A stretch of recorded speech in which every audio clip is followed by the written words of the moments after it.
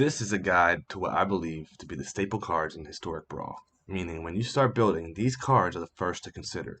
Most decks will have a use for these, for they're just all around good. Removal, card advantage, ramp, win conditions, and more. Remember this list, the list of cards that I personally use in most Historic Brawl decks.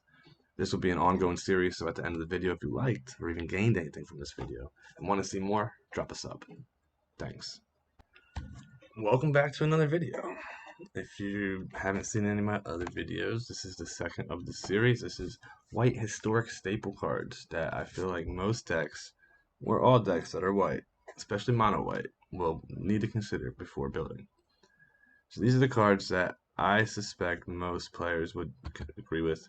There could be cards that I'm not thinking of. There could be cards in this list that you would never put in a deck, and there's some cards in this list that I would never put in a deck, but I know most people would. So let's get right into it. I'm going to start off with some of the basic stuff. We're going to go with card draw first. White has horrible card draw compared to some of the other colors. I mean, horrible's a tough word to use, maybe unfair even, but it's really not great card draw. The stuff I have pulled pretty much comes down to Esper Sentinel, Dawn of Hope, and Sunset Revelry, which really I would never run that card. But these two are pretty good card draw outlets. There's a couple other cards when a creature enters, you can pay one or stuff like that where you can draw, but there's really not a lot in the way of drawing good cards in white. But these two cards are really good, and I would consider using them both. Dawn of Hope is great. Whenever you gain life, you can pay 2 if you do draw a card. Wouldn't really include something like this. I even consider not including it, but it also creates a token with lifelink to enable itself. So because of that, I included it in the list. I mean, I run this card a lot. It's in most of my decks that are white. Again, there's usually lifelink besides this card, so it's a really good card. But for card draw, we're kind of fucked. Now, in the way of removal, we're super good. There's so much removal in white. So much good removal in white. They have creature removal, artifact removal, enchantment removal. Can pretty much handle anything besides planeswalkers. Even then, it might be able to really destroy planeswalkers too when you get to destroy all non-land permanents. A card I didn't get in here is Armageddon. I'd probably run that in most decks as well. I just didn't get it, and it wouldn't really fit into any of the slots. But Armageddon says 4, 2 and 2 white, you can destroy all lands, including yourself, your own, but whatever. Removal, I'm going to also consider just control, like Candle Trap here, cards like Pacifism, but I didn't put them in. It's not something I would run. Candle Trap, I really, really like this card. For Commander, you just shut something down. If they don't have a way to sacrifice it, you can just get him out. He's not going to attack no more. He might be able to block, but that's fine. That's like another card I put in this list. Even better version of that is Reprobation, which I haven't used it. I haven't even gotten it yet, but I'm waiting to get this card. I really like it. Enchanted creature loses all abilities. It's a coward with base power and toughness 0/1, so it becomes a 0/1 with no abilities. Coward type. It just shuts down commanders, and if they don't have an answer to that or a way to get rid of their own creatures, sometimes they'll waste a removal spell just to get it so they can cast them again. Then we come to like Portable Hole. This is gonna fall in line with things like Seal Away, things like Prison Realm, Conclave Tribunal. These are some enchantment removals that whenever they're destroyed, they get them back. So I don't really run with too many of these usually, but I will mess with a couple. Conclave Tribunal I like because it convokes. So if you're in a creature-based deck, you might be able to play this on turn 3. You might be able to play it on turn 2. Who knows? Probably not turn 2 unless you're running green or something. But still, Prison Realm. Get Scry.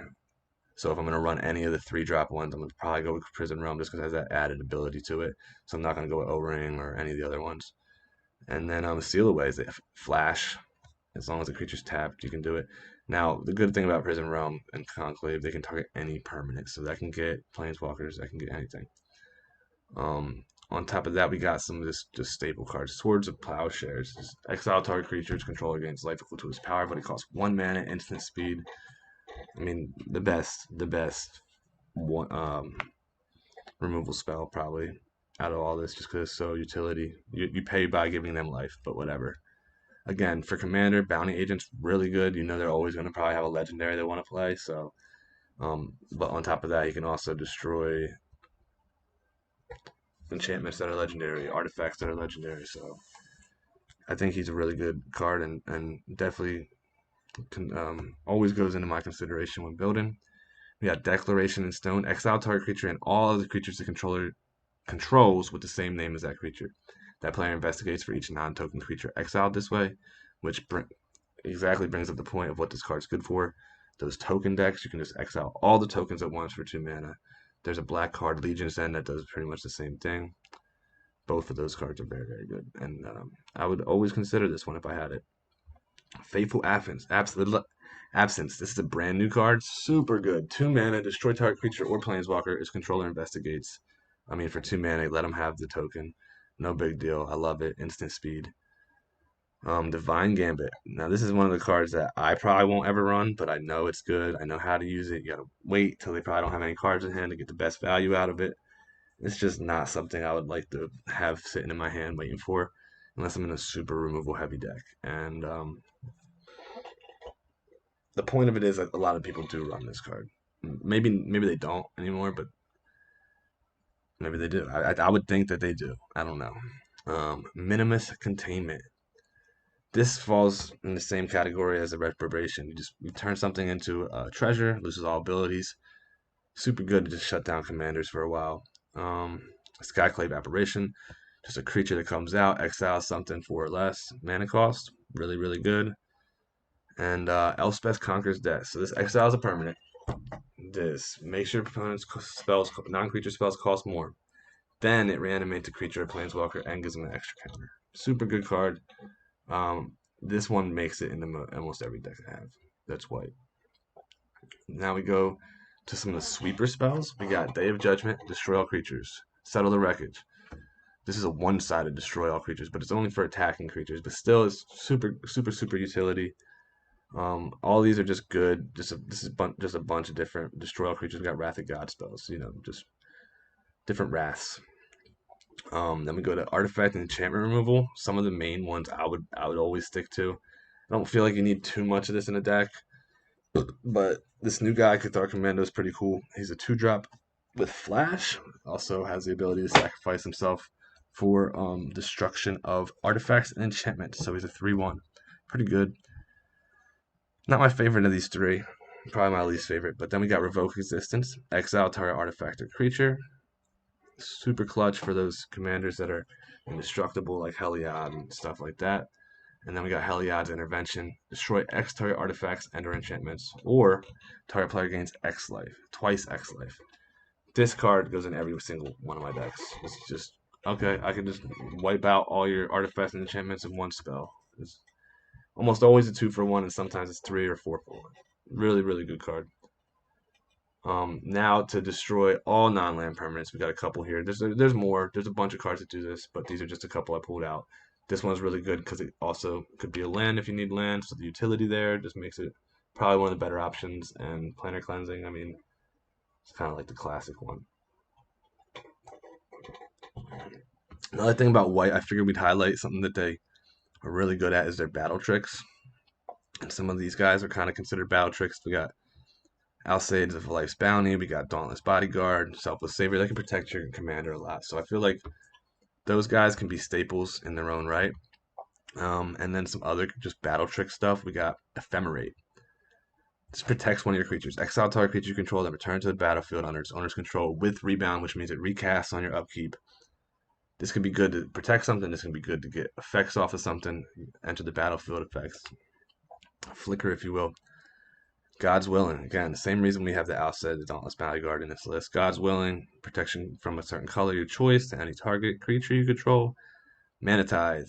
Oh my god, Mana Tithe, so good. It's like the only counterspell in white right now, but I mean, it's a dank counterspell. 1 mana counter unless they pay 1.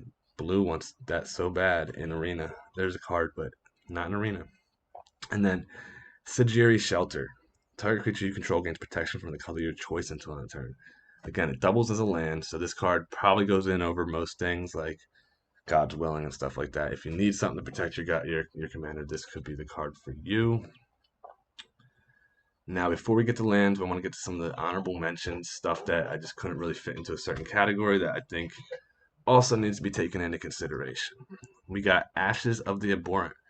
So this is some graveyard hate, just stuff that people that use graveyards too much just can just cancel that stuff out.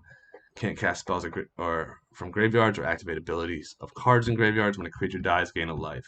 On top of that, you gain a life every time a creature dies. Rest in Peace, an iconic card, just so powerful. When it enters, exiles all graveyards, and any kind of card would go into the graveyard. Exile it instead. So it just shuts down graveyard. They don't exist anymore with Rest in Peace. And then Mind Sensor. If an opponent would search a library, that player searches the top 4 cards of that library instead. Because it has Flash, you can sneak this in against like a Fabled passage.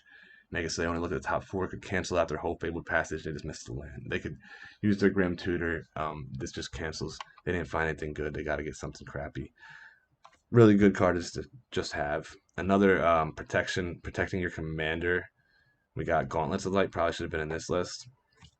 Gives your commander, oh, that's not the card I thought it was. There's another card that I wanted. I don't know what it is now. That gives them protection, I thought, from the as an aura or an enchantment. Anyway, next we'll go to Fairy's Protection. Till your next turn, your life total can't change, and you gain protection from everything.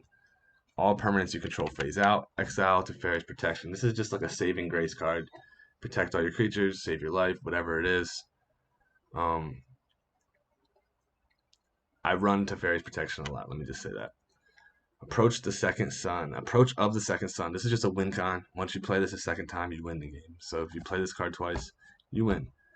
Just good to have. Miria's Call doubles as a land. That comes into play untapped if you pay the 3 life. Also could make it so you get 2/4/4 angel tokens with it.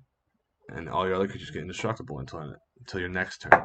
Just the fact that it could be a land, you probably use it as a land most of the time, but whenever you do have a use for it, it can become useful, and it's definitely a staple.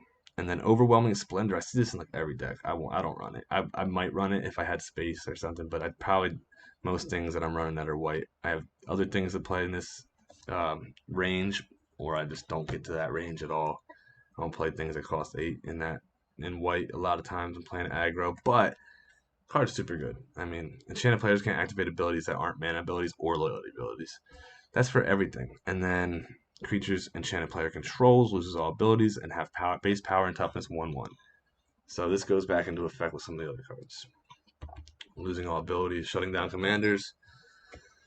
Now let's look at the lands. This is the last thing here. And it seems like white probably has some less lands that I would consider staples, but Castle, Ardent Vale. We'll probably see every single castle on this list of staples. Maybe not all of them, but most of them. Creates a token or pay 4 tap it to create a token. Really, really good to have that.